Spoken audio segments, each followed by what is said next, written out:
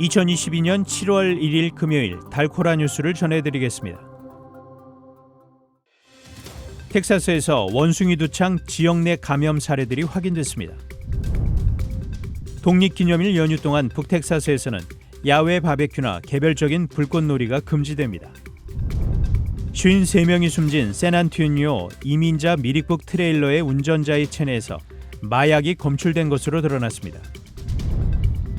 조지 W. 부시 전 대통령을 기념하기 위해 설립된 부시 센터가 올해 탈북민 장학생 12명을 선발해 장학금을 지급합니다.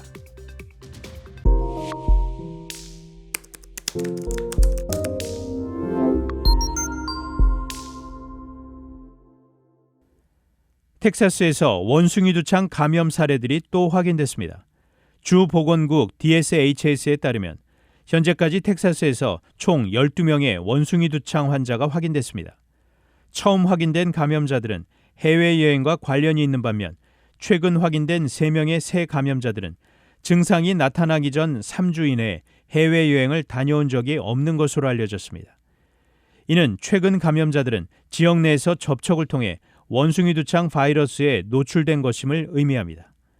원숭이 두창은 발진이나 상처의 딱지 또는 체액에 직접 접촉하는 방식으로 사람 간에 전염이 될 수 있으며 특히 장시간 대면 접촉 상황에서 호흡기 분비물이나 성관계 등 타인과의 직접 접촉을 통해 전염될 수 있습니다. 독립기념일 연휴 동안 북텍사스에서는 야외 바베큐나 개별적인 불꽃놀이가 금지됩니다. 최근 건조하고 더운 날씨가 계속되면서 지역 당국은 주민들에게 불조심을 촉구했습니다. 테런 카운티는 어제 앞으로 90일 동안 야외에서 바비큐나 불을 지피는 행위를 금지한다고 밝혔습니다.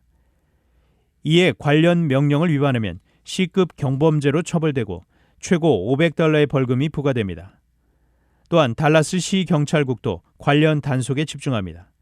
경찰국은 주민들에게 공공 불꽃놀이를 즐길 것을 당부하며 개인 폭죽을 소지한 사람들은 최대 $2,000의 벌금을 물 수 있다고 경고했습니다. 특히 독립기념일 연휴에 공중으로 총을 쏘며 축하하는 행위도 일절 금지됩니다. 위반 시 $4,000에서 최대 $10,000까지 벌금과 함께 2년에서 10년의 징역형에 처해질 수 있습니다. 53명이 숨진 샌안토니오 이민자 미립국 트레일러의 운전자의 체내에서 마약이 검출된 것으로 드러났습니다. 어제 로이터 통신은 현장에서 체포된 트레일러 운전사 호메로 자모라노의 체내에서 메스암페타민, 필로폰이 검출된 것으로 파악됐다고 전했습니다. 미국 시민권자인 자모라노는 경찰에 의해 트레일러 인근 숲에서 처음 발견됐을 때 다른 이민자 사이에 섞여 이민자 행세를 한 것으로 전해졌습니다. 한편 검찰은 이들이 유죄 선고를 받으면 종신형이나 사형을 선고받게 될 것이라고 밝혔습니다. 이번 사건은 국경지대에서 발생한 최악의 이민자 미립국 참사로 기록될 것으로 보입니다. 조지 W. 부시 전 대통령을 기념하기 위해 설립된 부시 센터가 올해 탈북민 장학생 12명을 선발해 장학금을 지급합니다. 부시 센터는 어제 보도자료를 통해 콜롬비아 대학 및 조지 메이슨 대학 등에 재학 중인 탈북민 학생 12명에게 각각 $2,000에서 $8,000씩 총 $60,000의 북한 자유장학금을 지원하기로 했다고 밝혔습니다.